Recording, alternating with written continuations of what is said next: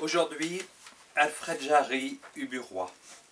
Donc Alfred Jarry, il est né à Laval en 1873 et il est mort à Paris en 1907. C'est un poète, romancier, écrivain, dramaturge. Il est aussi dessinateur et graveur.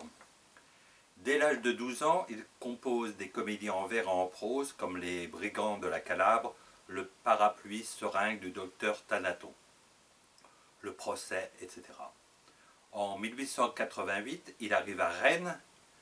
Il entre au lycée de Rennes, actuellement le lycée Émile Zola, et il fait la rencontre avec un professeur de physique, le professeur Hébert, qui va incarner aux yeux de tous ses élèves tout le grotesque du monde.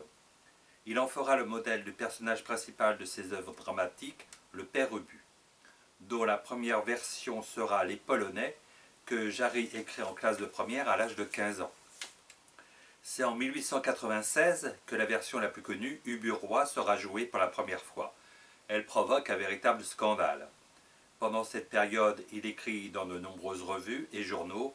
Il publie en 1902 le Surmal et ensuite d'autres versions d'Ubu, par exemple Ubu enchaîné, Ubu sur la butte, Ubu cocu, etc.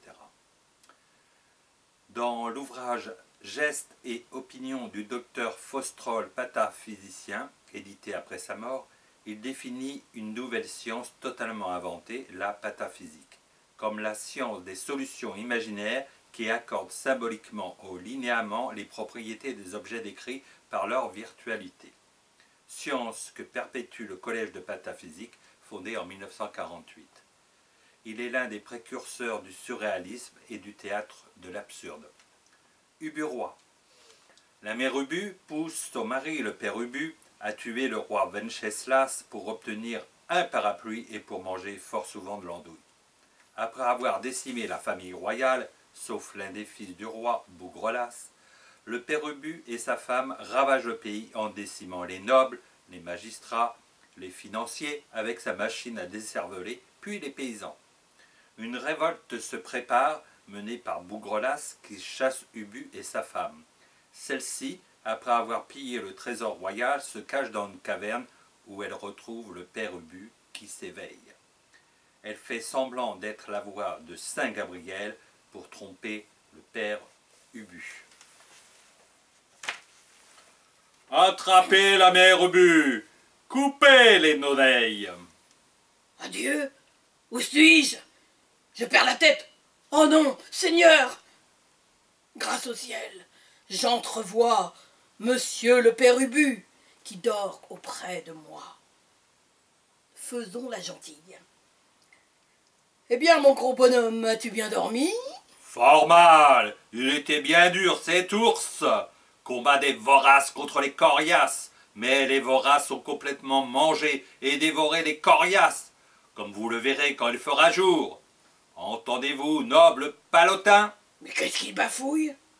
Il est encore plus bête que quand il est parti. À qui en a-t-il? Cotis, Pile, répondez-moi, sac à merdre. Où êtes-vous? Ah, j'ai peur, mais enfin, on a parlé? Qui a parlé? Ce n'est pas l'ours, je suppose. Merdre! Où sont mes allumettes? Ah, je les ai perdues à la bataille. Profitons de la situation et de la nuit, simulons une apparition surnaturelle et faisons-lui promettre de nous pardonner nos larcins. Mais, par Saint-Antoine, on parle! Jambe Dieu, je vais être pendu!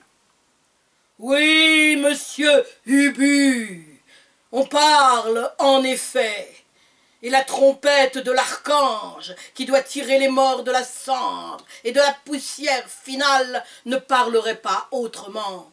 Écoutez, cette voix sévère, c'est celle de Saint Gabriel qui ne peut donner que de bons conseils. Oh, ça en effet! Ne m'interrompez pas ou je me tais, et c'en sera fait de votre giborgne. Oh, ma gidouille! Je me tais, je ne dis plus mot. Continuez, madame l'apparition. Nous disions, monsieur Ubu, que vous étiez un gros bonhomme.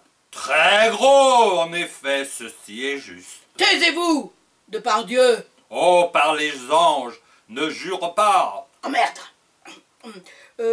Vous êtes marié, monsieur Ubu?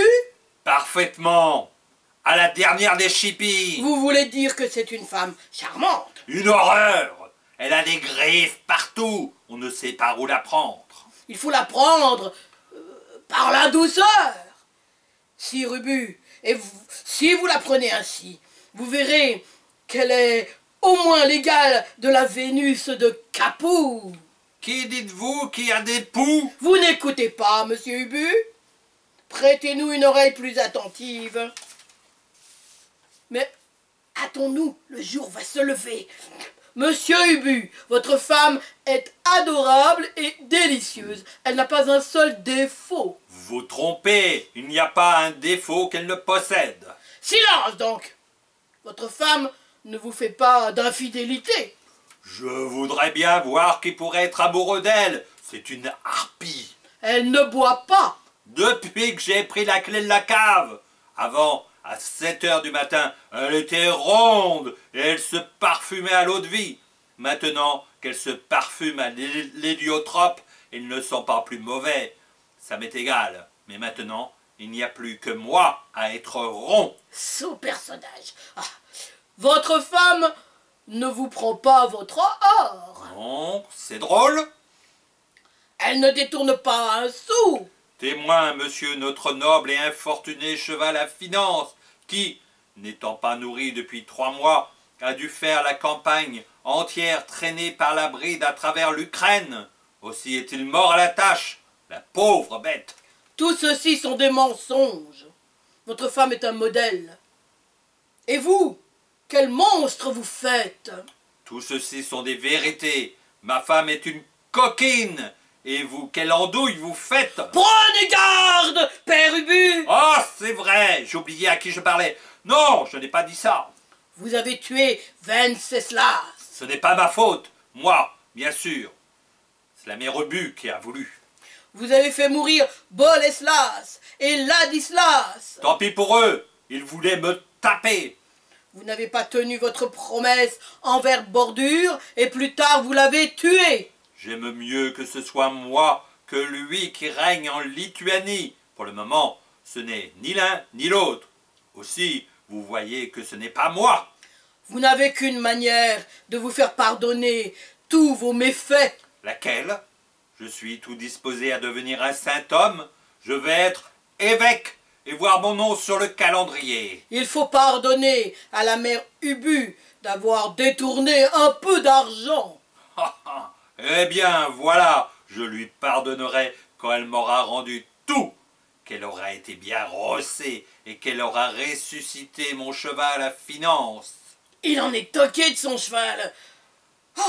Je suis perdu, le jour se lève. Mais enfin, je suis content de savoir assurément que ma chère épouse me volait. Je sais maintenant de source sûre, omnis adeo scienta, ce qui veut dire omnis toute, adeo science, scientia, vient de Dieu. Voici l'explication du phénomène. Mais Madame l'apparition ne dit plus rien. Que ne puis-je lui offrir de quoi se réconforter? Ce qu'elle disait était très amusant. Tiens, mais il fait jour. Ah, Seigneur, de par mon cheval à finance, c'est la mère Ubu. Ça n'est pas vrai. Je vais vous excommunier. Ah, charogne! Oh, quelle impiété! Ah, c'est trop fort! Je vois bien que c'est toi, sotte chippie! Pourquoi diable es-tu ici?